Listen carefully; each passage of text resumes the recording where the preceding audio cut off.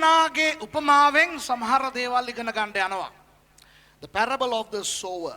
Okay? වපුරන්නාගේ උපමාව. යේසුස් වහන්සේ වපුරන්නෙක්ගේ උපමාවක් කියලා ඒ වපුරන්න කොහොමද බීජ වැපරුවේ මොන වගේ පොළවකද ඒ බීජ වපුරන්න තත් කරේ මොන පොළව මතද ඒ බීජ වැටුනේ ඒ බීජවලට කුමක්ද සිදු වූයේ යන ඒ දේවල් උන්වහන්සේ ප්‍රකාශ කරලා තියෙනවා මතෙව් මාක් ලූක් යන සුභාරංචි තුනේම. හැබැයි අද මම ලූක් 8 වෙනි පරිච්ඡේදයේ ඉඳලා මේ උපමාව ගැන ඔබට කතා කරන්න යනවා. ලූක් සුභාරංචි පොතේ 8 වෙනි පරිච්ඡේදයේ 4 වෙනි පදයේ ඉඳලා අපි කියවන්න යනවා. කවුරු ඉන්නවද බයිබලේ කියවන්න? නැත්නම් මම්ම කියවන්නද? හොඳයි මම්ම කියවන්නම්. හරි. මහත් සමූහයක් රැස් වූ කලද ඒ නුවරින් මිනිසයන් උන්වහන්සේ වෙත පැමිණි කලද උන්වහන්සේ උපමාවකින් කතා කරනසේක. හරිද? උන්වහන්සේ උපමාවක් දුන්නා. මොකක්ද ඒ උපමාව? වපුරන්නා බීජ වපුරන්ට ගියේය. ඔහු වපුරන කලෙහි සමහරක් මග අසල වැටුණේය. ඒවා පයින් පාගන ලද්දේය. ආකාශ පක්ෂි වූ ඒවා අවුලා කෑවෝය. We are reading from Luke chapter 8 verse 4 onwards. තවත් ඒවා ගල පිට වැටි පැල වූ කෙනෙහිම දියසීරාව නැති බැවින් වියලි ගියේය. තවත් ඒවා කටු අතරේ වැටුනේය. කටුද ඒවා සමග වැවි ඒවා යට කර දැම්මේය. තවත් ඒවා සරුබිමේ වැටි පැලවී ඒකෙන් 100ක් ඵල දුන්නෝ යයි කීසේක. දැන් මේ ඊළඟට සමහර පද මට කියවන්න ඕනේ කවුරු හරි මහේෂ් හරි කවුරු හරි මයික් එකක් අරගන්න ඔයගොල්ලෝ ඔක කියවන්න. හොඳයි. දැන් මේ වපුරන්නාගේ උපමාවේ ප්‍රධානියා වපුරන්නා. The sower is the main character here. And the sower is not God. මෙතන මේ වපුරන්නා දෙවියන් වහන්සේ නෙවෙයි. හරිද? වපුරන්නා දෙවියන් වහන්සේ නෙවෙයි. වපුරන්නා කවුද කියලා තව පොඩ්ඩකින් මම කියලා දෙන්නම්. දැන් මෙන්න මේකයි උපමාව. වපුරන්නෙක් බීජ අරගෙන යනවා වපුරන්න. යනකොට සමහර බීජ මග වැටෙනවා. එතකොට මේ ආකාශයේ පක්ෂියෝ ඇවිල්ලා ඒවා අවුලගෙන යනවා, කාලා යනවා. ඊට පස්සේ සමහරක් වැටෙනවා ගල් මත. ඒවා හට ගන්නවා. නමුත් දියසීරාම නැහැනේ, වතුර නැහැනේ. ඒ නිසා ඒවා මැරෙනවා. ඊට පස්සේ සමහරක් ඒවා කටු සමග වැටෙනවා. කටුත් වැවෙනවා. මේක වැවෙන ගමන් කටුත් වැවෙනවා. නමුත් මේවා මැරලා යනවා. මොකද කටු ඇවිල්ලා මේවා මැඩපත් කරන නිසා. අන්තිමට 4 වෙනි පොළව මේ ළමයින්ට කතා කරන්න එපා කියන්නේ. මේ don't talk කතා කරන්න එපා please. එතකොට මේ සරුබිමේ වැටෙන බීජ තමයි 4 වෙනි පොළව සරුබිම. ඒ සරුබිම මත වැටෙන ඒ බීජ හට ගන්නවා 100 ගණනාවක් ඵලදාව දෙනවා. There is a 100-fold crop on the seed that fell on the good soil. එතකොට ඉතින් යේසුස් වහන්සේ මේ උපමාව දුන්නායින් පස්සේ ගෝලෙන්ට තේරුන්නේ නැහැ. මොකද්ද මේකේ තේරුම කියලා. ඉතින් පස්සේ යේසුස් වහන්සේගෙන් අහනවා ස්වාමීනි මොකද්ද මේ උපමාවේ තේරුම කියලා. යේසුස් වහන්සේම මේ උපමාවට තේරුම දෙනවා. ඒ නිසා අපි කල්පනා කරලා හිතලා අපිට එන එලිදරව්ව ලබා ගන්න ඕනේ නැහැ. මොකද යේසුස් වහන්සේම අපිට කියනවානේ මෙන්න මේක තමයි උපමාවේ තේරුම කියලා. හරිද? ඒකෝර පල්ලෙහාට ගියොත් අපිට බලා ගන්න පුළුවන් 9 වෙනි පදේ ඉඳලා කියවන්න. Verse 9 onwards, the explication, the elucidation of this parable. උන්වහන්සේගේ ගෝලයෝ මේ උපමාව කිමෙක් දැයි උන්වහන්සේගෙන් ඇසුවේ. උන්වහන්සේ උන්ට කියනසේක්. දෙවියන් වහන්සේගේ රාජ්‍යයේ රහස් දැනගැනීම නුඹලාට දී තිබේ.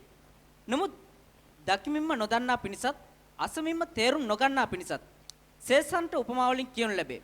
කියන්නේ මේ ඔබට දන්නවා දෙවියන් වහන්සේ ඍජුවම කතා කරනවා.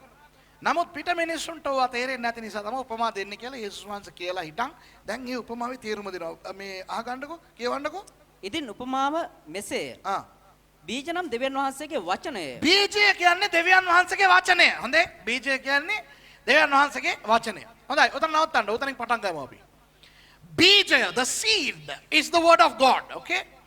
බීජය කියන්නේ දෙවියන් වහන්සේගේ වචනේ. දැන් මේ මගේ අතේ තියෙන්නේ බයිබලයක්. මේක තමයි බීජය. දැන් බීජයයි මේ බයිබලයයි අපි සංසන්දනය කරලා බලමු. Let's compare the Bible with a seed. දැන් බීජයක් ගත්තොත් ඒක නොතේරෙන පුද්ගලයාට නොවටින දෙයක්. For the one who doesn't know about seeds, a seed is nothing. දැන් බලන්න අපි පොඩි කාලේ බීජ අරගෙන මොනවද කරේ? සෙල්ලම් කරා. කොල්ල මොනවද කරන්නේ? බීජ අරගෙන කැකුණා බීජ අරගෙන මොනවද කරන්නේ අපි? ජිල් බෝල වෙනුවට කැකුණා ගහනවා. මතකද? කී දෙනෙක් කැකුණා සෙල්ලම් කරලා තියෙනවද? ඔය තියෙන්නේ. හරිද? තුසිතලාට මතක ඇති අපි ජිල් බෝල ගන්න සල්ලි නැහැනේ අම්මලා අපිට. ජිල් බෝල අරන් දෙන්නේ නැහැනේ. ඉතින් කැකුණා අරගෙන ඒවා තමයි ගහන්නේ. ටෙකන් ගහනවා, ජිල් බෝල ගහනවා. හරිද? එතකොට මේ තවත් ගොඩක් අය මේ බීජ තියාගෙන එක එක වර්ගයේ සෙල්ලම් කරනවා. දැන් මේ අතට බීජ ටිකක් අරගෙන සියඹලෑට තියෙන සියඹලෑට ගොඩක් අරගෙන ඒ කාලේ මොනවද කරන්නේ? මෙහෙම හලනවා. හලලා හිටන් ඒ ඇට අතර මෙහෙම ඇඟිල්ලෙන් ඉරක් ඇඳලා මේ ඇටෙන් ගහනවා අර ඇටේට. වැදුනහම ඒ දෙකෙන් එකක් අපිට ගන්න පුළුවන්. ඒ වගේ දෙන්නෙක් සෙල්ලම් කරනකොට වැඩි හරියෙන්ම ඔය සියඹලෑට ඔය වගේ දාලා දිනන කෙනා දිනු. හරිද? ඊට පස්සේ තවත් ක්‍රීඩාවක් තියෙනවා කොහොමද දන්නවද? මෙහෙම නිකන් මේ පෙට්ටියක් වගේ එකක් තියෙනවා. ඒ වගේ තියෙනවා මේ වලවල් වගේ දාලා තියෙනවා 8ක් විතර. ඉතින් මේ ඇට ගොඩක් දාලා ඒ ඔක්කොම හවුලගෙන එක දාගෙන යන්න ඕනේ. ඉවර වුණ තැන ඉඳන් තව ටිකක් හවුලනවා. දන්නවද? ඒ වගේ සෙල්ලම් කරලා තියෙනවද? හරි. එතකොට දැන් බීජ ගැන කුෂිකාර්මිකව දන්නේ නැති පුද්ගලයාට ඔය බීජෙන් ඔය ටික විතරයි කරන්න පුළුවන්. For the person who is uninformed about the agricultural importance of a seed is useful only for playing and things like that. හරිද? ඒ වගේ මේ පොත තියනවා නේද? මේ කළු පාට පොත අපි බයිබලේ කියලා කියන මේ පොත. බීජයක් වගේනේ. මේකේ තියෙන ආත්මික වටිනාකම දන්නේ නැති පුද්ගලයාට මේක නිකම්ම නිකක් පොතක්. මේක අපිට බුක් ක්‍රිකට්ත් ගහන්න පුළුවන්. දන්නවද? බුක් ක්‍රිකට් ගහලා තියෙනවද ඉස්කෝලේ? ක්‍රිකට් ගහනවා. අර අපිට මේ කම්මැලි පාඩමක් උගන්වනවා නම් අපි එක්සර්සයිස් පොතේ නේද? ඇඳලා තියාගෙන බුක් ක්‍රිකට් ගහනවා. ගාරපුවාම එකක් ගහනවා. 6 ආවා නම් සික්සර්, 4 ගැහුවා නම් 4 බවුන්ඩරි. බින්දුව ආවොත් ක්ලීන් අවුට්. ඒ වගේ බුක් ක්‍රිකට් ගහන්න පුළුවන් මේකෙත්. දන්නා මේකෙත් පිටු අංක තියෙනවනේ. නේද? ඊගාවට මේකේ කොළ ඉරලා රොකට් හදලා යවන්න පුළුවන්. බැරිද? අයි බයිබල් කොළ කියලා රොකට් යන්නේ නැද්ද? මේකේ රොකට් යවන්න පුළුවන්. හරිද? මේ බයිබලේ පිටු ඉරලා රෝල් කරලා කනට ගහන්න බැරිද? පුළුවන්ද? පුළුවන්නේ. ඒත් කොළනේ. දන්නවද? පේපර් කෑල්ල අරගෙන රෝල් කරලා කනට ගහලා කරකවල නිකන් අරගෙන බලනකොට නිකන් අර කහ පාටට නිකන් එක ජිල්පි එනවා. දැකලා තියෙනව නේද? ඉතින් ඇයි බයිබල් කොලෙන් එක කරන්න බැරිද? පුළුවන් නේනම්. ඉතින් මේකෙන් ලිපපත්තු කරගන්න බැරිද? මේ කොළ ඉරලා ලිපපත්තු කරන්න පුළුවන් නේ. ඒ කාලේ එක දවසක් මම කඩේකට ගිහිල්ලා කඩලා ගන්නකොට කඩලා ඔතලා දීපු ඒ ගොට්ටේ බලනකොට බයිබල්. කවුදෝ වල්ලූරෙක් ගෙනියලා බයිබල් විකුණනවා අර පොත් එක්ක බයිබල් විකුණලා කඩලා කාර්යයට. ඉතින් ඒකේ කඩලා දාපුවම කඩලා රැඳෙන්නේ නැද්ද? මේකයි මේ පොත සාමාන්‍ය පොතක්. අනිත් පොතවල් පොත් වගේම මේකත් පොතක්. The Bible is just a book, just like any other book. හැබැයි ඒකේ අඩංගු දේ විශේෂයි. දැන් බීජයක් අපි ගමුකෝ. අපි අර සෙල්ලම් කරන සියඹල ඇටේ ගමුකෝ. සියඹල ඇටේ ගැන කතා කරමුකෝ. අර සියඹල ඇටේ ඇතුලේ මොනවද තියෙන්නේ? මට හරි ආසයි සියඹල පුච්චලා කටේ දාලා අරුවෙන් කඩලා අර ඇතුලේ සුදු ජිල්පිය එනවා නේද? අර ටේස්ට් ඒවා කාපුවාම හරිද? ඒ වුණාට ඒ සියඹල ඇටේ තුල සියඹල ගහක් තියෙනවා දන්නවද? සියඹල පැලයක් ගහක් තියෙනවා. ඒ සියඹලා ගහේ සියඹලා තියෙනවා. ඒ සියඹලා තුල සියඹලා ඇට මිලියන් ගණනාවක් තියෙනවා. ඒ මිලියන් ගණනා සංඛ්‍යා ගණනාවක සියඹලා ඇට තුල තවත් මිලියන් ගණන් සියඹලා ගස් තියෙනවා. ඒ එක බීජයක් තුල ඔය වගේ නොනවතින ජීවන තියෙනවා. හරිද? ඔගොල්ලෝ නිදිද මන පිටින්ද ඉන්නේ? Do you understand what I'm trying to say? Inside a seed, you have the sapling, the plant, the species of that particular tree, and then you get a continuous produce of the species within that seed. ඒ වගේ මේ බීජය තුල සදාකාලීන ජීවනය තියෙනවා. මේක ඇතුලේ තියෙනවා ගැලවීම, පව්කමාව, ස්වර්ගයට යන මඟ, නොනවතින අහසත් පොළවත් විනාශ වුණත් විනාශ නොවන මේ වචනය මේ පොත තුල තියෙනවා. මේක නෙවෙයි වචනය. මේක නෙවෙයි වචනය. මේක තුල තියෙනවා වචනය. The Bible, the book is not the life, but it contains the life. The life is the word of God. ඉතින් ඒ බීජය තුල තිබෙන ඒ ජීවනය දන්නේ නැති මනුෂ්‍යයාට මේක නිකන් පොතක්. මේ පොත තියාගෙන එක්සෝසිස්ට් කියන චිත්‍රපටයේ යකා එනකොට ඒ මිනිස්සු යකාට මෙහෙම බයිබලය පෙන්නනවා. අපේ මිනිස්සු හිතනවා බයිබලේ අතේ තියන් හිටපුවාම යකා ඒකට බයයි කියලා. හරිද? යකා බයිබලේ පෙරලා ඕගලන්ට කියවයි. හරිද? ඌ මොකටද බයිබලයට බය වෙන්නේ? ඌ බය මේකේ තියෙන වචනයට. මොකද වචනය කියන්නේ යේසුස් වහන්සේ. The devil is not scared of the book, the Bible, but the devil is scared of the word that it contains, because the word is Jesus. තේනවද ඔයගලන්ට?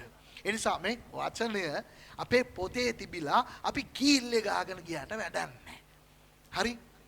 ඉතින් බොහෝ අය මගෙන් අහනවා මේ බොහෝ පඬිවරු බයිබල් දන්න අය ඉන්නවනේ. ඒගොල්ලෝ ඇයි දෙවියන් වහන්සේව විශ්වාස කරන්නේ නැත්තේ කියලා. මං කියනවා බීජය අරගෙන ඒක පරීක්ෂා කරන මිනිසයාට බෑ ඒකේ තියෙන ජීවනය දැනගන්න. ඒක දැනගන්න නම් ඒ මනුෂ්‍යයට කුෂිකාර්මික අධ්‍යයනයක් තියෙන්න ඕනේ. A scholar who just examines a seed does not know the importance or the life within unless he is agriculturally informed. Do you understand? ඒ වගේ මේ බයිබලේ අරගෙන මේකේ තියෙන ඉතිහාසය දන්නවා, උත්පත්ති පොතේ ඉඳන් එලිදරව් පොත වෙනකන් කියවලා තියෙනවා, කටපාඩම් ඔක්කොම තිබ්බට වැඩක් නැහැ. මේක ඇතුලේ තියෙන ජීවනදායක ආත්මික වටිනාකම දන්නේ නැත්නම් ඒ මනුෂ්‍ය ආත්මික පුද්ගලයෙක් නෙවෙයි නම් ඒ මනුෂ්‍යයට කවදාවත් මේ වචනේ වැදගත්කම රස විඳින්න බෑ. තේරෙනවද ඔයගලන්ට? එතකොට මේක ඇවිල්ලා නිකන් පොතක් උනාට මේක ඇතුලේ තියෙන දේ වටිනවා. ඒක තමයි අද මේ ලෝකේ තියෙන බුද්ධිය. ලෝකේ ඉන්න තරුණ තරුණියෝ විශ්වවිද්‍යාල වලට ගිහිල්ලා ඉගෙන ගන්නවා. ලොකු මොළ හදාගෙන ඒ මොලෙන් මේක තේරුම් ගන්න හදනවා. තේරුම් ගන්න පුළුවන්ද? බෑ. මේක ආත්මික බීජයක්. දැන් බලන්න රොකට් යවන්න පුළුවන් කියන පුද්ගලයාට සියඹලා ඇටේ දීලා මේකේ මොනවද තියෙන්නේ කියවනම් මිනිහා දන්නේ නැහැ. මේ මිනිහා දන්නේ ඔක්කොම රොකට් යවන ජිල්පි. හරිද? මිනිහාට රොකට් යවන්න පුළුවන් කියලා මිනිහාට බෑ සියඹලා වගා කරන්න. තේරෙනවද? ඒකට ඒ ප්‍රඥාව තියෙන්න ඕනේ.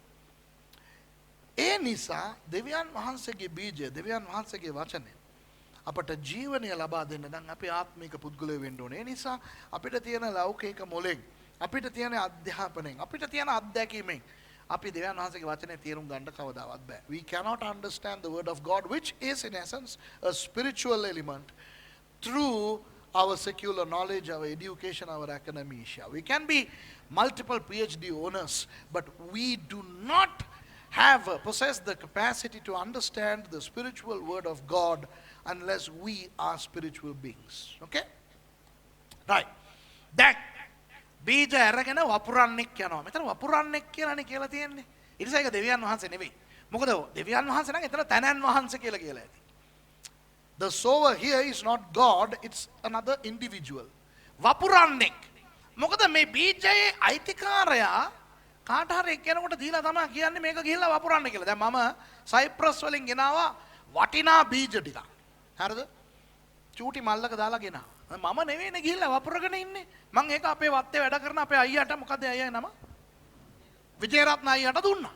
ඊයේ විජේරත්න අයියාට දීලා මං කිව්වා. එතකොට එයා කිව්වා හරි මම පැකට් දාලා ඊට පස්සේ අපි පාත්ති වල තියමු කියලා. එතකොට මෙතන වපුරන්න කවුද? විජේරත්න අයියා. නමුත් අයිතිකාරයා කවුද? මම. ඒ වගේ මේ වචනේ අයිතිකාරයා දෙවියන් වහන්සේ. නමුත් මේ වචනේ වපුරන කෙනා මම වෙන්න පුළුවන්, පාස්ටර් තුෂාර වෙන්න පුළුවන්, පාස්ටර් ඩැනි වෙන්න පුළුවන්, පාස්ටර් රාජා වෙන්න පුළුවන්, බූරුවෙක් වෙන්නත් පුළුවන්. මතකද? බාලෙම් කියන ඒ ප්‍රොපේතවරයාට කතා කරපු වපුරන්න බූරුවෙක්. ඉතින් අපි මොනවද කරන්නේ? සමහර ක්‍රිස්තියානි අය වපුරන කෙනා දිහා බලලා අපිට upset. We are so confused, we are so dull and bored by looking at the sower. The sower is not God, the sower is the gardener. It could be anybody. තේරෙනවද? දැන් බලන්නකෝ දැන් මම විජේරත්න අයියාට දුන්නා මේ බීජ. එයා දැන් ගිහිල්ලා ඕක වපුරනවා. පොළොව කිව්වොත් එහෙම මෙයාගේ නෙවෙයිනේ අපි. මෙයාට අයිති නෑනේ අපි. මෙයා මොකද්ද අපිට වපුරන්න කියලා පොළොව ප්‍රතික්ෂේප කරොත් පොළොවට ඒ ආශිර්වාදය ලැබෙන්නේ නැහැ. හරිද?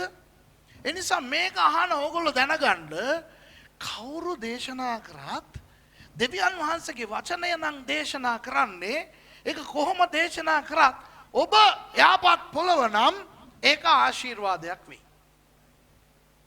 හැබැයි ඕගොල්ලෝ හිතන්න ගියොත් එහෙම නෑ අපිට මේ වපුරන්න වැඩක් නෑ අර වපුරන්න නම් හොඳයි කියලා අන්තිමට ඕක ප්‍රයෝජනයක් නැති වෙනවා. We should not worry about the sower. We should worry about the seed. මොකද මේ උපමාවේ බීජය වචනය අපි කවුද දන්නවද? අපි තමයි පොළොව. හරිද? තේරෙනවද? ඔව් නෑ ඔව් කියන්නේ මෙහෙම අපි ඉස්සර නෑ කියන්නේ මෙහෙම. හරිද? නිදි වගේනේ ඔක්කොම. හරි. නෑ. alright thank you. හොඳයි. එතකොට බීජය දෙවියන් වහන්සේගේ වචනය වපුරන්න දේශනා කරන කෙනා. හරිද? The seed is the word of God and the sower is the one who preaches. හොඳයි. දැන් කියවන්න ප්‍රථම මහේෂ්. මගසල ඒවා නම් වචනය ඇසු අය. එකලවුන් අදහ නොගැලෙන පිණිස යක්ෂයා ඇවිත් ඔවුන්ගේ සිත් වලින් වචනය උදුරා ගන්නේය. ඇති. අර මග වැටෙන බීජ මොනවද දන්නවද? මේ මිනිස්සු වචනේ අහනවා. ආයේ වචනේ අහන්නේ නැතුව නෙවෙයි. ඒ උනාට යක්ෂයා ඇවිල්ලා මේගොල්ලන්ගේ වචන අරගෙන යනවලු. මොකද මග අසල ඉන්නේ. මේක මම විග්‍රහ කරන්නම්. You must understand that this first group are the people who are by the wayside, by the roadside, okay? So when the seed is sown, the birds come and steal, take them. Satan comes and takes the word. යක්ෂයා ඇවිල්ලා. දැන් මෙතන ලස්සනට යේසුස් වහන්සේ කියනවා යක්ෂයා ඇවිල්ලා වචන අරගෙන යනවලු.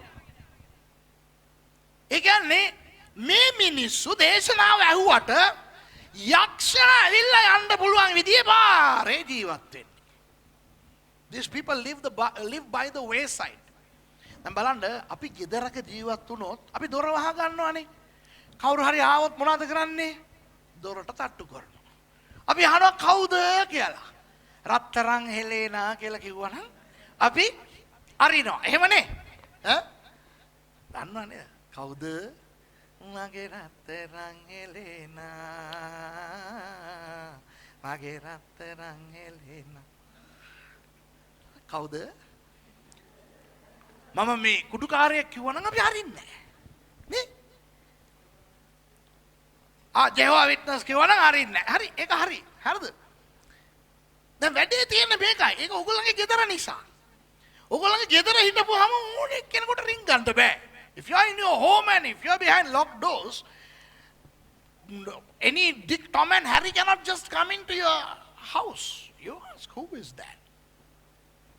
දැන් වැඩේ තියෙන්නේ මේ මිනිස්සු පාරායිනේ හිටගෙන ඉන්නේ. දැන් ඕගොල්ලෝ පාරායිනේ හිටගෙන ඉන්නකොට ඕගොල්ලෝ කියන්න බෑ මේ මං පාරායිනේ ඉන්න නිසා යන්න බෑ මිනිස්සුන්ට. මට කැමති මිනිස්සු විතරයි යන්න පුළුවන් කියලා කියන්න පුළුවන්ද? ඈ කුමාරී අක්කා ජෙගෝස් විට්නස් කාර්යයක් යනවා කියලා මේ මෙතනින් යන්න බෑ. හොඳේ. මම මෙතන හිටගෙන ඉන්නවා කියලා කියන්න පුළුවන්ද? බෑ. ඕනේ කෙනෙක් ඕගොල්ලෝම පහු කරගෙන යාවි ඒවි. මොකද ඕගොල්ලෝ ඉන්නේ පාරේ. ඕකේ? පාර අයිනේ ජීවිතය කියන්නේ මොන වගේ ජීවිතයක් දන්නවද? යාළුවෝ කවුද? ඥාතීන් කවුද? කාත් එක්කද ආශ්‍රය කරන්නේ? කාත් එක්කද ටෙලිෆෝන් කරන්නේ? කාත් එක්කද SMS කරන්නේ? කාත් එක්කද ස්කයිප් කරන්නේ? කාත් එක්කද රෙස්ටොරන්ට් යන්නේ? කාගේ පාටි එකටද යන්නේ? ඕගොල්ලන්ගේ පාටියට කාටද එන්න කියන්නේ? ඕවා මොනවත් කල්පනා කරන්නේ නැහැ. එකෙක් ඔට්ටි. සමහර කියනවා මම නම් මිනිස්සුන්ව එක විදියට සලකන්නේ. මට හින්දු බෞද්ධ මුස්ලිම් කතෝලික ක්‍රිස්තියානි දෙයියෝ නැහැ කියන ඕන තරම් හැම එකනම මගෙත් එක්ක යාළුයි. අපේ ඥාතීන් අතර ගැලවීම ලබලාද නැද්ද අපි මම බලන්නේ මම හැමෝටම ආදරේ. ඉස්කෝලේ පන්තියේ හැම කෙනාත් එක්කම මම ෂේප් එකේ ඉන්නවා. වැඩ කරන තැන හැම කෙනාත් එක්කම මම නම් යාළුයි. මේ වගේ කට්ටිය තමයි පාරයිනේ ඉන්නේ. හරිද? තෝරලා බේරලා කාටද දොර අරින්නේ? කාටද දොර අරින්නේ නැත්තේ? සමහරවිට අපි මොනවද කරන්නේ? කවුරු හරි දොරට තට්ටු කරපුවම ජනෙල්ලේ ඇරලා බලනවා කවුද කියලා නේද? ඒ වගේ මොනවත් කරන්නේ නැහැ. එකෙකුට එන්න පුළුවන්. එකෙක් කතා කරන්න පුළුවන්. පාරයිනේ. පාරයිනේ හිටපුවම මොනවද වෙන්නේ කියලා කියන්නද? පාරයිනේ බීජේ වැටුනහම පාරේ අනේක කියලා ගහපුවම ඒක ගිහිල්ලා වැටෙනවා. අර මං කියවනේ හැමෝම එක්ක යාළුයි. ඕගොල්ලන්ට හැම එකාගේම කෙල වදිනවා. හැම එකාගේම සෙම වදිනවා. කෙල විතරක් නෙවෙයිනේ. ගාපම චරාස් ගාලා වදිනවා. කියන්න බෑනේ. ඇයි මට කෙල ගහව කියලා කියන්න බෑ. ඔයා ගිහිල්ලා හිටගෙන ඉන්න තැන ඒ වගේ තැනක් නේ. ඒ විතරක්ද?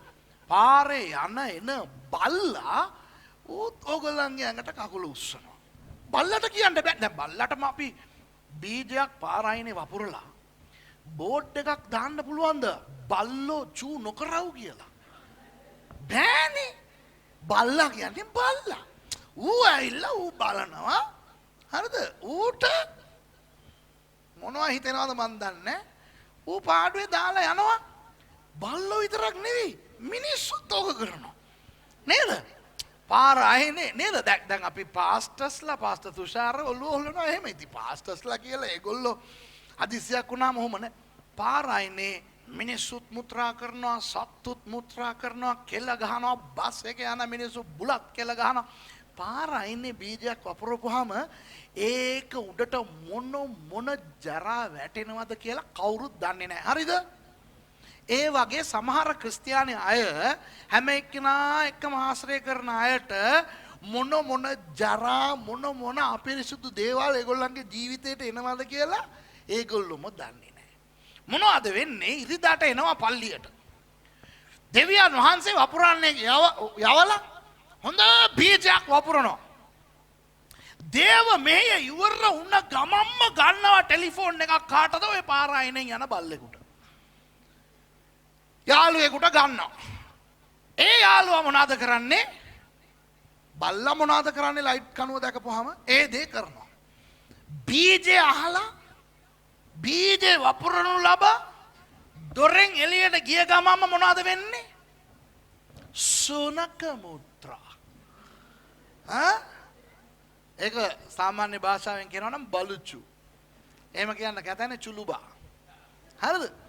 බලන්න මේකයි දැන් මේක සමහර වෙලාවට මේ කියනකොට පොඩ්ඩක් අපිරිසිදු වගේ තමයි. ඉතින් අපිරිසිදු දෙයක් ලස්සනට කියන්න බෑනේ. නේද? ජරා දෙයක් ජරා විදියට නේ කියන්න පුළුවන් නේද? නේද?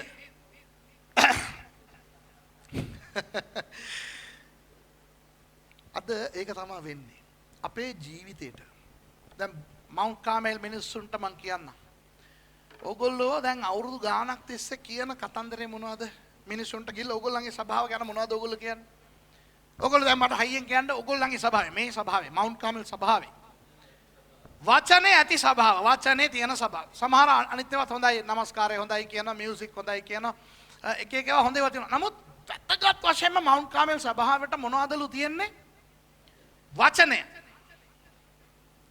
දැන් ඒ වචන හොඳ වචන බොහෝ සභාවන් වලට ලැබෙන්නේ නැති වචන ලබාගත් බොහෝ මවුන්ට් කාමල් අයට ඒ වචනෙන් සිය ගණන් ඵලදාව අද තියෙනවද? ඕගොල්ලෝ කියන්නේ නෑ. ඇයි ඒ? වචනේ වැරද්දක් නෙවෙයි, වපුරන හාදයාගේ වැරද්දක් නෙවෙයි. ඒ සමහර අය පාරායන හිටගෙන ඉන්න නිසා යක්ෂයා ඇවිල්ලා උදරගෙන යන්නේ. ඇයි ඌට එන්න පුළුවන් තැනක ඉන්නේ. තේරෙනවද? සර්ව බිමට එනකොට මම ඒ ගැන සමහර ඒවා කියන්න. ඒ නිසා මිත්‍රවරුනි, කරුණා කරලා කාත් එක්කද ආශ්‍රය කරන්න කියලා පොඩ්ඩක් සංස්කරණය කරන්න. Edit your friends, edit your contacts, edit the fellows who call you and you text and you Skype. අනවශ්‍ය දේවල් ඔලුවට දාන මිනිස්සු, අනවශ්‍ය දේවල් කතා කරන මිනිස්සු වචනේ නැති වෙනවා. අපි පරිස්සම් වෙන්න ඕන. අපි දෙවියන් වහන්සේගේ වචනේ අපිට වැටෙනවා නම් ඒවා රැඳෙන්න පුළුවන් තත්ත්වයක් තියෙනවා. පාරායිනේ ඉන්න එපා. ඕන එක්කෙනෙක් කියන දේ අහනවා. ඕන එක්කෙනෙකුට ගිහිල්ලා ප්‍රශ්න කියනවා. ඕන එක්කෙනෙක් එක්ක හොටෙල් එකට යනවා. ඕන එක්කෙනෙක්ගේ පාටියට යනවා. නෑ. සංස්කරණය කරන්න. කවුද මගෙත් එක්ක ආශ්‍රය කරන්න පුළුවන්? කවුද මගේ ගෙදරට එන්න පුළුවන්? ඥාතීන් අතරත් පරිස්සම් වෙන්න. සහෝදරවරු අතරත් පරිස්සම් වෙන්න. හරිද? පාර අයිනේ ජීවත් වෙන ක්‍රිස්තියානි ජීවිතයක් ගත කරොත් යක්ෂයා ඇවිල්ලා වචනේ උදුරගෙන යනවා. වචනේ ගියා නම් ඉවරයි. බීජ ගියා නම් ආය ඒකත් එක්ක ඔක්කොම ගියා. තේරෙනවද? ආලේ පිටිබල වැඩක් නැහැ. මොනවා තිබුණත් වැඩක් නැහැ. බීජය නැත්තම්. හරිද? ඕකේ. දැන් ඊළඟට කියවන්න. දැන් ඕක තමයි පාර අයිනේ ඉන්න කට්ටිය. ඊළඟට ගලපිට ඒවා නම් වචනය අසා සන්තෝෂයෙන් පිළිගන්න නමුත් මුල් නැති බැවින් කලකට පමණක් අදහා පරීක්ෂා කාලයේ වැටෙන්න ඕය. හරි. දැන් ඊළඟ දෙවෙනි කොටාසය ගලපිට. The people on the rock. The seed falls on the rock. The sapling comes out. But when the time of testing happens, these people fall away. පරීක්ෂා කාලයේදී මේගොල්ලෝ විනාශ වෙනවා. මොකද්ද මේකේ තේරුම? දන්නවද අපි ගැලවීම ලැබපු කාලේ ඉඳලා එක්ක අපි මැරෙනකන් එහෙම නැත්නම් යේසුස් වහන්සේ ඇවිල්ලා අපිව ගෙනියනකන් අපි ඉන්නේ ශුද්ධාත්මයන් වහන්සේගේ පාසලක. අපි මේ ලෝකේ කියන්නේ කැම්පස් එකක්. අපේ ගෙදර ස්වර්ගේ නේද? අපි ස්වර්ගික මිනිස්සුනේ. හවුද නැද්ද? අපි දැන් ඉස්කෝලේකට ඇවිල්ලා බෝඩ් කරලා තියෙන්නේ. බෝඩින්. දැන් බෝඩින් එකේ ඉන්නවා නම් අපිට ඕන වෙලාවට නැගිටින්න බෑ. ඒගොල්ලෝ කියන වෙලාවට නැගිටින්න ඕනේ. අපිට ඕන කරන කෑම කන්න බෑ. ඒගොල්ලෝ දෙන එකයි කන්න ඕනේ. ඒගොල්ලෝ කියන විදිහට තමයි අපේ හැසිරීම් රටාව, ඇඳුම් රටාව හැම දෙයක්ම තියෙන්න ඕනේ. හරිද? ඒ වගේ අපිට ඕන විදිහට නැගිටලා අපිට ඕන විදිහට ජීවත් වෙන්න බෑ මේ ලෝකේ අපි ඉන්නකම්. මොකද අපි බෝඩ් වෙලා ඉන්නේ බෝඩින් ගෙදරක. Boarding ඉස්කෝලේක campus. ඒ නිසා දෙවියන් වහන්සේ කියන විදිහට තමයි අපි වැඩ කරන්න ඕනේ. නිදා ගන්න කැමති වෙන වෙලාවට නිදා ගන්න බෑ. ජොලි කරන්න කැමති වෙන වෙලාවට ජොලි කරන්න බෑ. ඉරිදට ෆුට්බෝල් මැච් එකක් යනකොට ඒක බලන්න බෑ. ක්‍රිකට් එකක් යනකොට ඒක බලන්න බෑ. ඇයි? පල්ලි යන්න කියනවා. හරිද? සල්ලි තියාගෙන පිට්සා හට් යන් කියනකොට නෑ 10න් කොටස දාපන් කියනවා. හරිද? ඉතින් ඒ වගේ අර මේ බෝඩින් එකේ කැම්පස් එකේ කියන මේ නීති රීති අනුව තමයි අපි වැඩ කරන්න ඕනේ. මොකද අපි මේ తాවකාලිකව ඉන්න අය. හොඳේ? ක්ලියර් තේරෙනවද ඔයාලට? thank you. හරි. එතකොට දැන් ප්‍රශ්නේ තියෙන්නේ මොනවද? මෙහෙම අමාරු ජීවිතයක් ගත කරනවා විතරක් නෙවෙයි. විභාග එනවනේ ඉන්න. දැන් බලන්න අපි ඉස්කෝලේ ගිය කාලේ අලුත. ඉස්සෙල්ලාම ඉස්කෝලේ ගිය කාලේ ඔයගොල්ලන්ට මතක් වෙනවා නම් මතක් කරගන්න. පුදුම ප්‍රශ්නයක් ආවා අපිට. මොකද්ද? එකයි කීයද කියලා ඇහුවා. ඉතින් අපි ඒක හොයලා බලලා 2යි. ඊට පස්සේ අහනවා මෙච්චරයි කීයද කියලා අහනවා. ඉතින් 1යි 2යි 3යි 4යි 5යි 3යි 2යි කීයද? 5යි. ඔන්න අපි විභාගයට යනවා මෙතන ලේන්සුවකුත් පින් එකෙන් ගහගෙන. හරිද? යනවා ඔන්න විභාගයට ගිහිල්ලා ඉඳගත්තාම අහනවා ඒගොල්ලෝ 5න් 3ක් ගියා නම් කීයද? ඉතින් ගණන් කරලා 2 කියලා දාන ඔක්කොම කරලා අම්මා විභාගේ ඉවර වුණ දාට ෆුල් හැපි. හරිද? ඒක ගණන් ඊළඟ දවසේ සිංහල මොනවාද? අයන්නක් දානවා මැද ඉරක් ගහනවා ඊළඟට මා යන්නක් ගහනවා. ඔය පන් අර මැද එන අකුර. හරිද? අම්මා අල් මයන්න වාව් අල් මයන්න එන්නේ. හරිද? ඊට පස්සේ තා යන්න දෙකක් දාලා මැදින් ඉරක් ගහනවා. අල් තයන්න කියලා හොයන්න ඕනේ. මගේ අම්මෝ. ඊට පස්සේ ඔය වගේ ඒවා තියෙනවා. හරිද? ඊට පස්සේ වෙන පාඩමක් එනවා. ඒකේ මෙහෙම එකක් ඇඳලා මෙහෙම එකක් දාලා මේ මොකද්ද කියලා අහනවා. අපි ගසය කියලා ලියන්න ඕනේ. හරිද? දන්නවා ගහ කියලා. ඒක ලියන්න අර ගයන්නයි අර සයන්නයි යයන්නයි හොයන්න අයියෝ පුදුම අමාරුවක් නේද? කොහොම හරි විභාගේ ඉවරයි. ෆුල් හැපි. විභාගේ ඉවරුණා මොනවද උන්නේ? ආපහු ඒ පන්තියට යවුවේ නෑ. ලොකු පන්තියකට දැම්මා. ඊළඟ ওই විභාගේ ඉවර වෙලා ඉස්කෝලේ යනකොට අපිට වඩා පොඩි කට්ටියක් දැන් ඉස්කෝලේ ඇවිල්ලා ඉනවා. අපි නෙවෙයි පොඩිම කට්ටිය. මතකද? අපි නෙවෙයි පොඩිම කට්ටිය. දැන් අපි අයියාලා වෙලා, අක්කිලා වෙලා. දැන් අපිට වඩා පොඩි කට්ටියක් ඉන්නවා. ඉතින් ඒ චුන්තු අපි ඉන්නකොට ආපහු මාස කීයක් දෝ ගියායින් පස්සේ අන්න ආපහු විභාගයක් එනවා. ඒකෙදි 3න් 2ක් ගියා නම් කීයද කියලා ඇහුවනම් කමක් නැහැ. ගිය අවුරුද්දෙත් අපිට දන්නවනේ ඒක. දැන් අහන්න යන්නේ 43න් 27ක් ගිහිල්ලා ඒකට 63ක් වැඩි වෙලා ඒක දෙකෙන් වැඩි කරලා ඒක 3න් බෙදපුවාම මොකක්ද දෙන්නේ කියලා. මගේ දෙයියනේ හරි අමාරුයි. හරිද? දැන් කියනවා මාමා කොළඹ ගියේය. හරි? දැන් මොකද්ද ප්‍රශ්නේ? ඊට පස්සේ අහනවා මේකේ නාමපදය මොකද්ද? ක්‍රියාපදය මොකද්ද? දෙන අර ගිය පාර වගේ මා යන්නක් දාලා මා ඊළඟට ඉරක් ගහලා මොකද්ද කියලා ඇහුවනම් තව මා යන්නක් දානවනේ. දැන් එහෙම නෙවෙයි. දැන් අමාරුයි. තේරෙනවද? දැන් ලොකු ප්‍රශ්න අහන්නේ. එතකොට දැන් අහනවා ලංකාවේ දිගම ගංගාව මොකද්ද කියලා. දාලා තියෙනවා කල්ලු ගඟ, කැලණි ගඟ, මහවැලි ගඟ. ඉරක් ගහපන් කියනවා. ගහන්න ලේසි. කෝක යටද ගහන්න කියන එක තමයි අමාරු. ඉරි ගහන්න ලේසි. හරිද? ඉතින් ඔය වගේ අමාරු විභාගයක් එනවා. කොහොම හරි ඒක සමත් වුණායින් පස්සේ ඊළඟ පියවරට යනවා. ඊළඟ පියවර අන්තිමට 10 වෙනි වසරට ගියාම දැන් අර අයන්න අල්මයන්න මායන්න අහන්නේ අනේ ඇහුවනම් කොච්චර සුන්දරද නේ. ලංකාවේ උසම කන්ද ඇහුවනම් කොච්චර හොඳද. දැන් අහන්නේ මොනවද දන්නවද? ත්‍රිකෝණයක් අඳිනවා. මෙතන ගණනක් දානවා. අර කොනේ ගණනක් ගහනවා. මැද ගහනවා x කියලා. දැන් අහනවා ප්‍රශ්නේ මොකක්ද දන්නවද? x සොයන්න.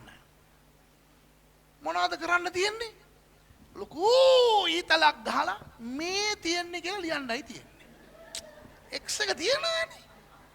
You know that, don't you? In a triangle, you know, they put one number there, one number here, and x, they say find x. So all you have to do is draw an arrow and say there it is. Right? ඔය තියෙන්නේ. හරිද? එතකොට ඔය වගේ හරි අමාරුයි මේ යන්න. ක්‍රිස්තියානි ජීවිතය මේ වගේ පාසලක් නම් අපි ඉන්නේ කැම්පස් එකක නම් අපි ගැලවීම ලැබපු අලුත අපිට භයානක දේවල් අපිට කියලා දෙනවා. එක දෙවි කෙනෙක් කියලා කියනවා. නම් මොකද්ද? යෙහෝවක් වහන්සේ කියනවා. මොනවක්ද? අපි දන්න නම් නෙවෙයිනේ එන්නේ නේ. අමුතු නම් එන්නේ. බයිබලේ පෙරලපන් කියනවා. බලපුවම උත්පත්ති කියනවා, නික්ම යාම කියනවා. හරිද? මේක ඇතුලේ මහවංශ, දීපවංශ කියලා කියපුවම කොච්චර ලේසිද නේ? උත්වංශ නික්ම වංශ කියලා තිබ්බනම් කොච්චර ලේසිද? උත්පත්ති නික්ම යාම ලෙවි කතාව මොන කතාවද? ලෙවි කතාව එලිදරව්ව හරිද? ඒවා කමක් නැහැ. මැද හරියට ගියාම අමුතු ඒවා එන්නේ.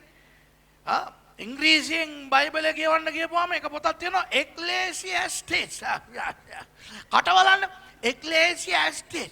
ඒකටම දිව උලුක් වෙන ඒවා තියෙනවා. හරිද? ඔබදියා ෂෙප්පනිය හග්ගයි හග්ගයි කියනවා. හක් ගෙඩිය දන්නවා අපිට. හග්ගයි දන්නවද? ඔය වගේ අමුතු දේවල් පුරුදු වෙනකොට හරි අමාරුයි අපිට. මෙච්චර ලොකු පොතක් හැමදාම කියවපන් කියනවා. ඉතින් ඒක කියවපුවම තේරෙන්නේ නැහැ. එතකොට ලොකු ප්‍රශ්න එනවා. මොකද්ද? ගැලේම ලැබපු අලුත අපිට එන ප්‍රශ්න. දැන් විභාගෙට මුහුණ දෙනවා. මොකද්ද ප්‍රශ්න? මාම රවනවා. හරිද? අම්මා බනිනවා. ස්වාමි පුරුෂයා කෑ ගහනවා. කොයිද යන්නේ තෝ කියලා. ඕවා තමයි අපිට තියෙන ප්‍රශ්න. හැබැයි මේ ප්‍රශ්න වලට මුහුණ දීලා යනකොට ටික කාලයක් හොඳ නිවාඩුවක් ගන්න පුළුවන්. හැබැයි ආයෙ ලොකු ප්‍රශ්න එනවා. අපි ගැලේම ලබලා අවුරුදු 10ක් ගියා නම් ඒකට හරියන්න ප්‍රශ්න එනවා. දැන් ඔයගොල්ලෝ මට කිව්වොත් එහෙම අයියෝ ගැලේම ලැබපු කාලෙට වැඩිය දැන් නම් ප්‍රශ්න වැඩි කියලා ඒක හොඳ ලකුණක්. මොකද්ද? ඔයගොල්ලෝ ලොකු පන්තියක ඉන්නේ.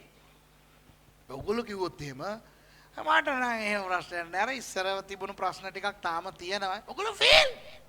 අවුරුදු 10ක් තිස්සේම පළවෙනි පන්තියේ ඉන්නවා. කරුණාකරලා එන්න ඊළඟ පියවරට. පස්සේ ආපු මිනිස්සු ඉස්සරහින් ගිල්ල ඉවරයි. හරිද? ඒ නිසා යේසුස් වහන්සේ කියනවා මේ මිනිස්සු වචනේ අහනවා හොඳට ඒවා පිළිගන්නවා. නමුත් මුල් ගිහිල්ලා නැහනේ. පරීක්ෂා කාලේ එනකොට වැටලා යනවා. සමහර මිනිස්සු එහෙමනේ විභාගෙට මුණ දෙන්නේ නැහනේ. පුළුවන් නම් තව එකෙක් යවන්න හදනවා. දැන් මෙතන ඒක කරන්න බෑ. මොකද සුදත් වහන්සේ දන්නවනේ කවුද කියලා. හරිද? අපේ ප්‍රශ්නෙට වෙන එක්කෙනු නේ. ඉතින් මොනවද වෙන්නේ? මිනිස්සු පසුබට වෙලා යනවා. විභාගෙට බය වෙලා යනවා. ප්‍රශ්න එනකොට දෙවියන් වහන්සේ දාලා යන කට්ටිය ඉන්නවා දන්නවද? ඔය අය බලන්න ප්‍රශ්න එනකොට දෙවියන් වහන්සේ දාලා දුන්නා. කොච්චර වචනේ දන්නවද? කොච්චර දේශනා අහනවද? කොච්චර හැබැයි ප්‍රශ්නයක් ආපම දෙවියන් වහන්සේ දාලා දුන්නා. පල්ලියත් එක තරහයි. දෙවියන් වහන්සේත් එක තරහයි. යකාට යනවා. එයි බෝ ප්‍රශ්න. මොකද විභාගෙට බය වෙලා පැනලා ගියා එච්චරයි. හරිද?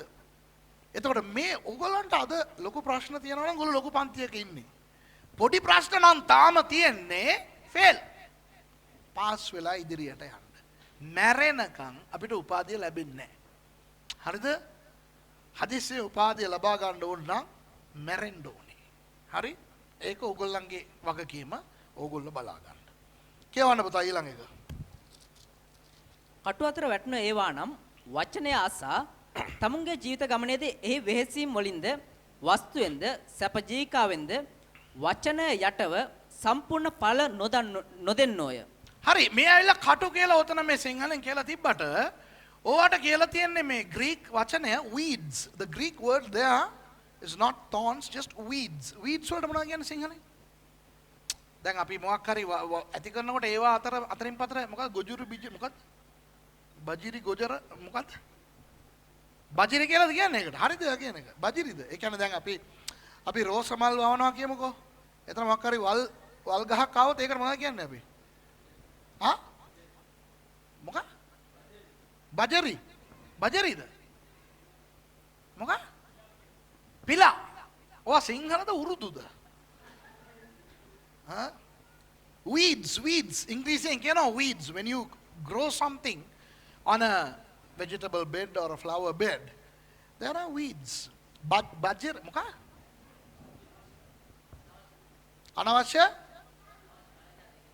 අනවශ්‍ය පැල જાති එහෙම කියන්නකෝ. හරිද? මොනවටද බජිරි ගොජර ගිජරස් ගාගෙන අහන්නකෝ. ඇත්තටම ඔය අනවශ්‍ය මේ දේවල් වල් තනකොළ අරවා මේවා වර්ග දෙකකින් තියෙනවා. පළවෙනි එක තමයි කටු ඒ වගේ අර අනවශ්‍ය දේවල්. ඒවා කොහේ හැදුනත් ගලවලා විසි කරන්න ඕනේ. හරිද? එළවලු කොටුවේ වැවුනත් මේ අපේ වැට දිගේ වැවුනත් අනවශ්‍ය දැන් කටු ගස් කටු පඳුරු ඕන් නැති ඒවා අයින් කළ යුතුම දේවල්. ඒ වගේ ක්‍රිස්තියානි කාර්යයකට හොඳ නැති අනුශාසනා තියෙනවා. හොඳ නැති. A Christian should avoid the weeds which are counsels and ideas of evil people or unsaved people. Okay? ගැලවීම නොලබපු මිනිසුන්ගේ ආශ්‍රය. ඒ අයගේ අනුශාසනා. ලෞකික මේ දෘෂ්ටිකෝණ. සංස්කෘතිකමය පාරම්පරික දෘෂ්ටිකෝණ. මේ ආදී අනවශ්‍ය දේවල් ක්‍රිස්තියානිකාරයාගේ වචනය නැති කරලා දානවා. හරිද? ඒක ඉතින් අපි දන්නවනේ මම ගොඩක් ඒ ගැන කතා කරලා තියෙනවනේ ඉස්සර. දැන් තව එකක් තියෙනවා. මොකක්ද දන්නවද? හොඳ ශාක, හොඳ පැල. හැබැයි ඒවා තියෙන්න ඕන තැන නෙවෙයි තියෙන්නේ. එතකොට ඒවා අනවශ්‍ය වෙනවා. හරිද? දැන් අපි කියමුකෝ බීට්‍රූට්. බීට්‍රූට් පැලය හොඳයිද නරකයිද? හොඳයිනේ. රෝස පැලය හොඳයිද නරකයිද? හොඳයිනේ. දැන් අපි බීට්‍රූට් වගා කරනවා. බීට්‍රූට් වගා කරන අතර රෝස පැල දෙකක් ඇවිල්ලා තියෙනවා. දැන් ඒක හොඳයිද නැද්ද? උතන රෝස පැලේ හොඳයිද? අනේ කියන්නලා හොඳයිද? නෑ ඒක ගලවන්න ඕනේ. ඇයි ඒ? ඕක බීට්‍රූට් වගා කරන තැන. හරිද? හොඳම උදාහරණයක් දෙන්නද බං? වී සහ ලීක්ස් ගම්. බලනකොට ඒක වගේනේ තියෙන්නේ. හිටවපු අලුත ලීක්ස් එකත් වී පැලයත් එක වගේ තියෙන්නේ. එතකොට දැන් දෙවියන් වහන්සේ මවුන්ට් කාමෙල් සභාව වී වගා කරන සභාවක් හැටියට දීලා තියෙනවා කියමුකෝ. දැන් මම ඇවිල්ලා වී ගොවියෙක්. මවුන්ට් කාමෙල් පාස්ටර් වී ගොවියා. Not English wee govia. Rice farmers. So Mount Carmel Church is a rice field, paddy field. එතකොට මගෙන් නැත්නම් මේ සභාවෙන් එන ඒ පෝෂණය තමයි ඔයගොල්ලෝ ලබා ගන්න ඕනේ. මොනවද? හැම වෙලේම වතුර තියෙන්න ඕනේ. එහෙමනේ. වී වලට වී වගාවට වතුර තියෙන්න ඕනේ හැම වෙලේම. නියර තියෙන්න ඕනේ. නේ?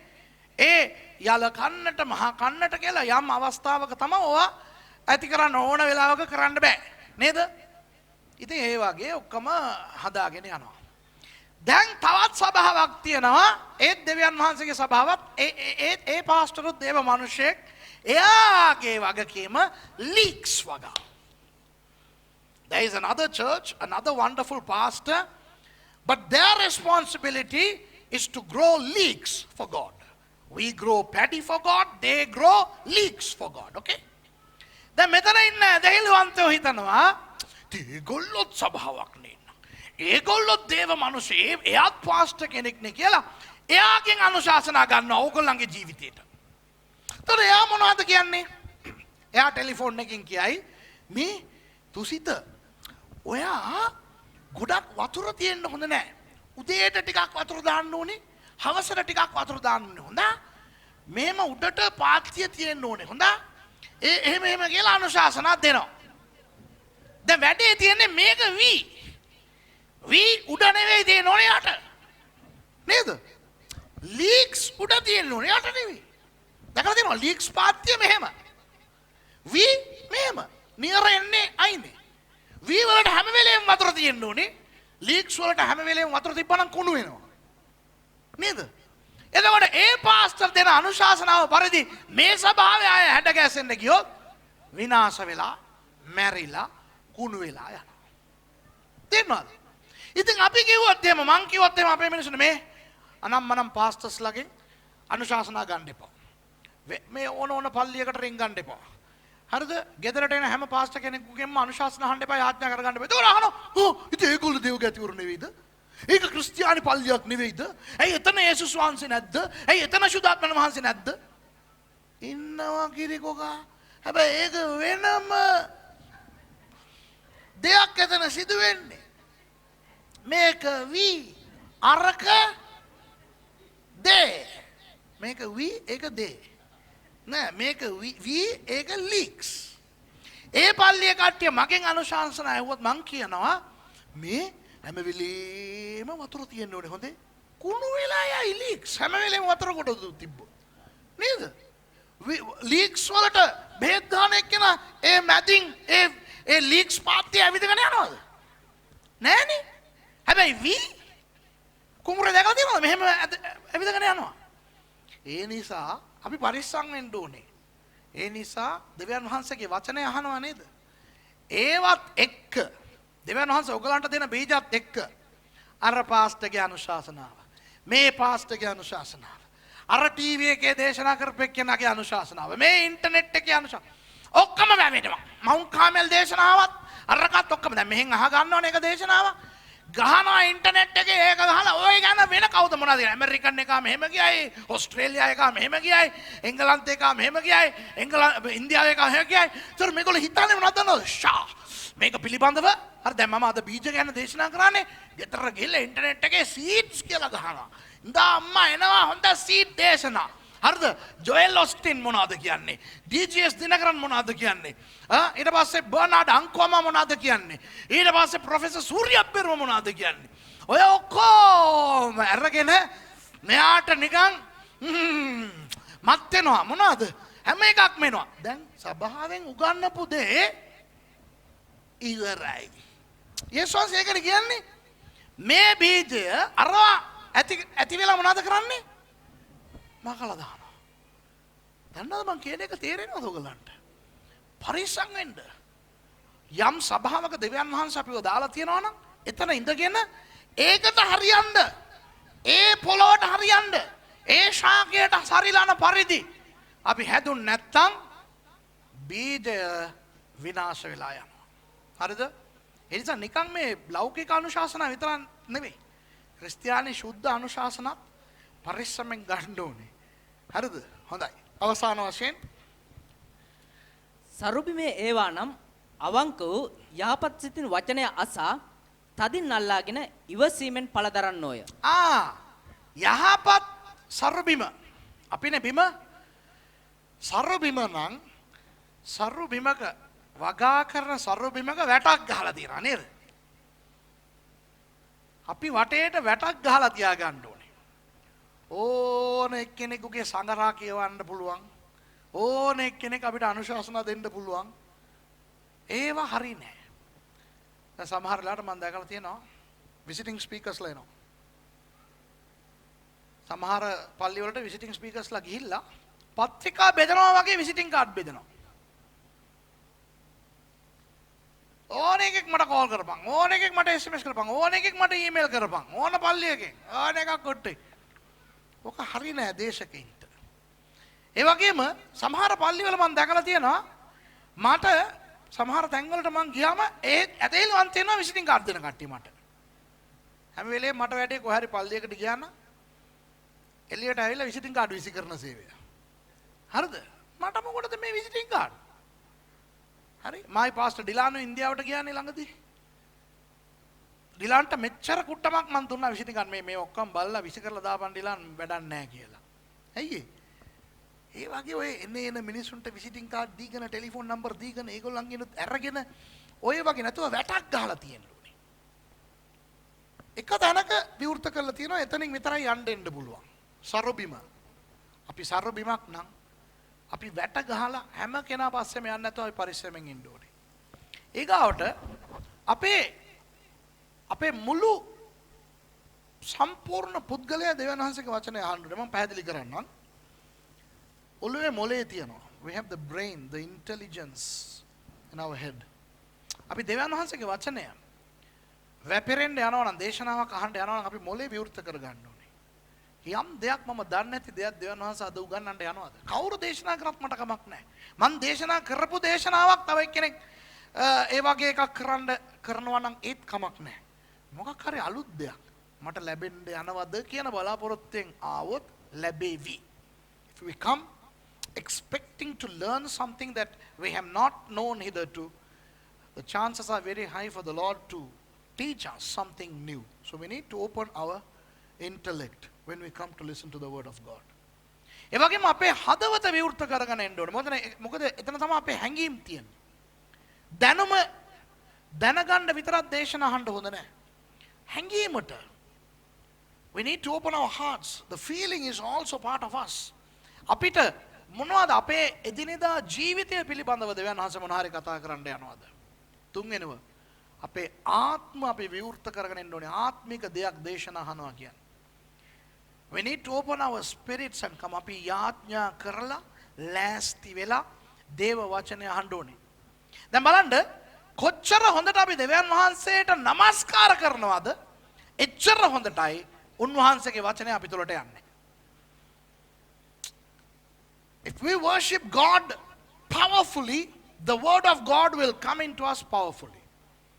If we worship God haphazardly, the word of God will not come into us powerfully. අපි නිකන් නමස්කාර සමහර අය දැකලා තියෙනවා. සමහරව හොඳට නමස්කාර කරනවා, සමහරව ඉඳගෙන නිකන් අහගෙන ඉන්නවා. එහෙ වගේ නමස්කාර කරොත් දෙවියන් වහන්සේගේ වචනය හරියට අපිට යන්නේ නැහැ. අවසාන වශයෙන් මම මේ දේ කියලා ඉවර කරන්න. මෙතන කියනවා ඒ ඵල හටගන්න මේගොල්ලෝ ඉවසීමෙන් බලන් ඉන්නවලු.